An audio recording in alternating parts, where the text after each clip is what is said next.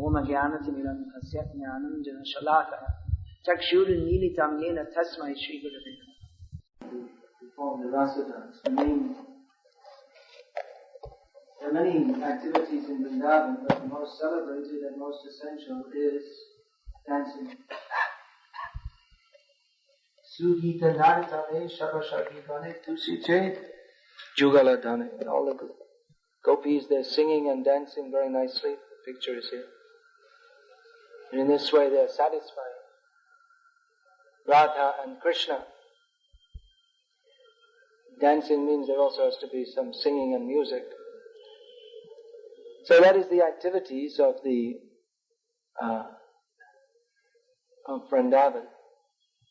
The first words I ever read in any of Prabhupada's books were that in Vrindavan Krishna was the cynosure of all eyes, but the material world is so contaminated that even in Vrindavan the demons come to disturb it. Of course Vrindavan is not in the material world, but it is also. It's within the atmosphere. We have Golok, Vrindavan and Gokul. So Gokul is in the atmosphere of the material world. It's just like Krishna. He appears in this world, but he's not in this world. Etadishanamishasya prakritistopi tadgunai nayujyate sadatmastaya yatabudhistadashraya. The godness of God is the very meaning of God is that he's above the material modes of nature. Even though he's situated within the modes of material nature, he's not affected by them. And similarly, the devotees have taken shelter of him. So he's within this material world. He's not affected by it. And that doesn't mean he doesn't have any interaction with it.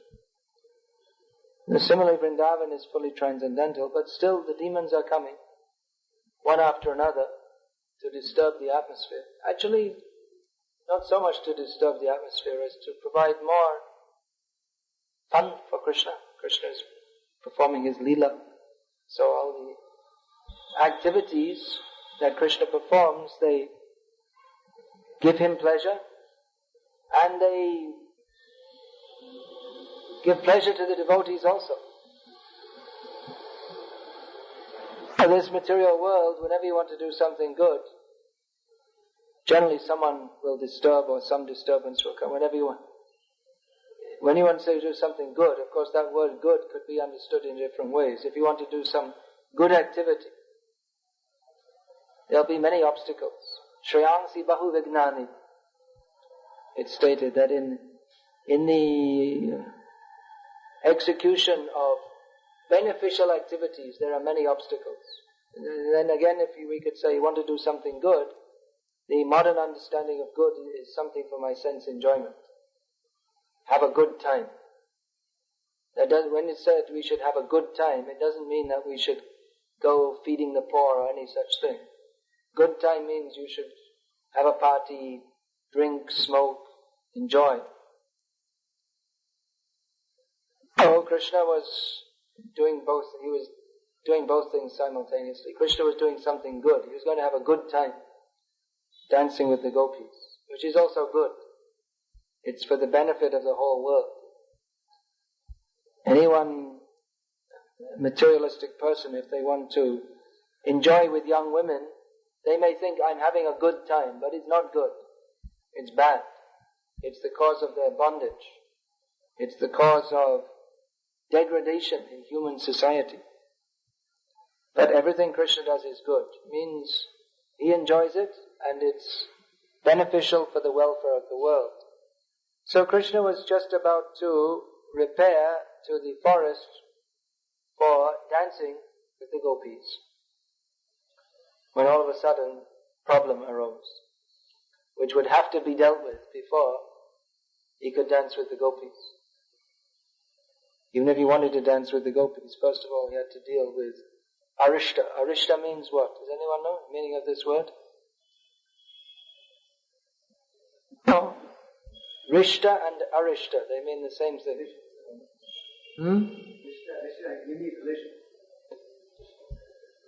Maybe, not the meaning I'm thinking of. Arishta means like a bad omen, or a bad period. That's in Tamil, is it? Bad omen. Bad omen or a bad, just like in your chart you may see a bad period, something like that. So Arishta is like a personified badness. But he came in the form of a bull, which is supposed to be the symbol of religion. Of course, here in India we see bulls wandering around the streets. Sometimes they grunt a little bit, but they don't cause much damage. But actually in the Western countries you see they breed these huge bulls. And they're very frightening. They can kill you just very easily. And they're very dangerous. They keep them, I don't know if they keep them anymore. They used to keep them for breeding. But I remember seeing when I was a young boy, I used to see these. They're very dangerous to handle. It takes like 10 experienced men to handle one bull, and they're always angry. It's just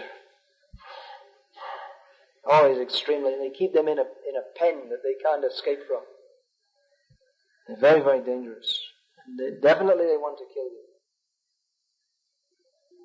So we can imagine if a bull, any dangerous animal, bull, lion, you can imagine they used to put the Christians in Rome into the arena with the lion. So you can imagine if you just happen to, you're walking in a field and all of a sudden you see there's a lion or a bull.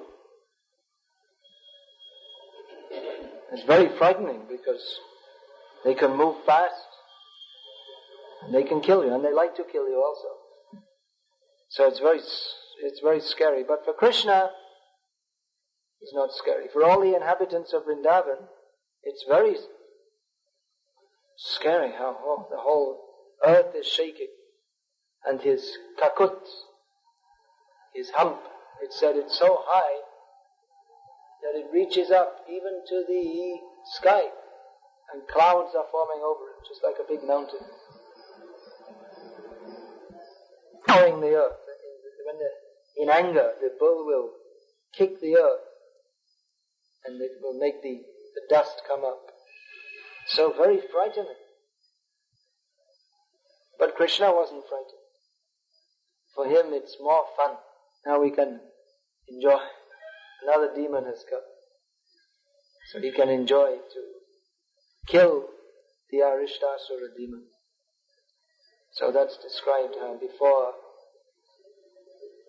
fighting, he would just adjust his sash very nice, tighten it up. Shouldn't be loose when you're fighting. It should be a little bit tight. Just see everything looks very nice, and then he'll go and fight. Because Krishna is performing his lila. Lila means like a drama. So sometimes Krishna is compared to an actor on a stage. Nato natyadharo yatha. As Kunti Devi compared Krishna to a nat, means actor or dancer on a stage. So he's in one thing, he's performing his pastimes. That's like a drama. Another thing is that he's performing his lila, but he's also a young boy, and so many young girls are there. They're taking shelter of Krishna. So he's also showing, you see, I'm worthy of taking shelter of. He's the best of all the inhabitants of Vrindavan.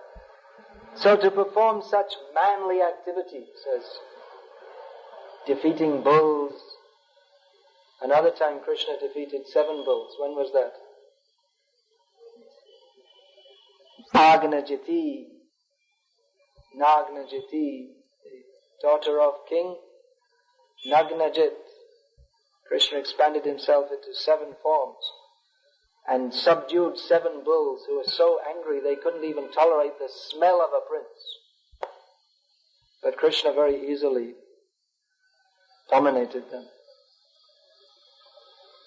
So Krishna is performing his pastimes in manly activities. See, very man in this material world likes to show he's very manly, giving shelter. Actually, no one can give shelter. Krishna can give shelter. Krishna is showing that, you see, you want to dance with me, who are you dancing with? I'm good at dancing, but not only good at dancing, but I can subdue all the strong elements also, very manly. You see in the modern movies, which I see from time to time, when I'm going on a plane from Dubai to Bombay, sometimes we see the Hindi movie. Of course, I don't put the headphone, but you can see that there's a dancing scene and then there's a fighting scene. So this is all imitation of Krishna. That the ideal man they want to show in the movies, the ideal romantic man, he dances with the girls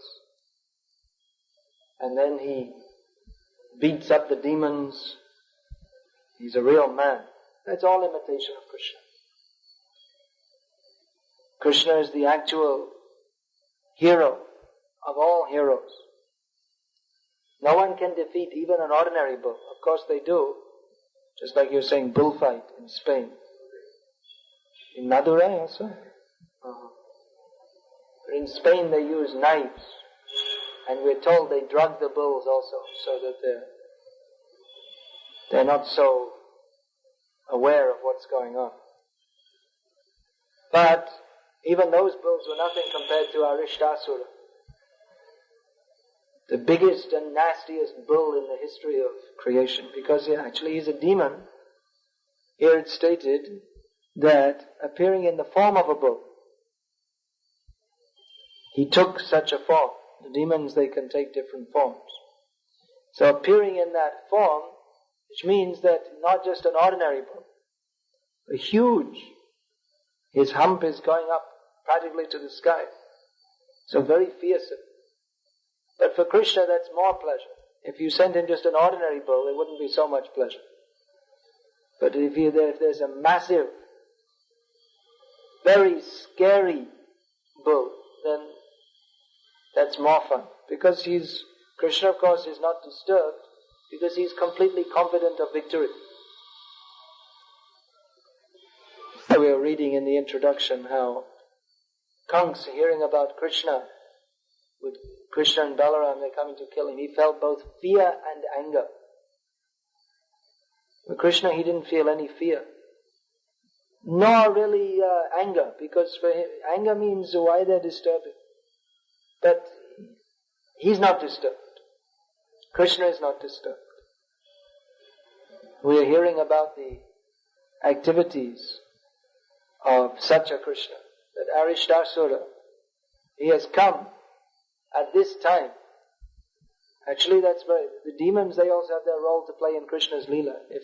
If they didn't come, then Krishna, he wouldn't show what a wonderful Krishna he is. And just before the Rasa dance, so that will increase the flavor of the Rasa dance, that we were experiencing so much fear. And Krishna just finished off this demon. So then they can enjoy, free from anxiety. Having been freed from that anxiety, they feel more pleasure. So this is the story of the Arishtasura demon. Every day different demons were coming to disturb Krishna. Some of the more prominent and nasty demons are being described here in the Srimad Bhagavatam. In the Vishnu Purana also, they're described. How Krishna is destroying the demons and enjoying his pastimes together with the inhabitants of Vrindavan. Hare Krishna. Is there any question? So we'll wait for tomorrow to hear the next installment. I think it'll be several verses before there's a... No, not so many.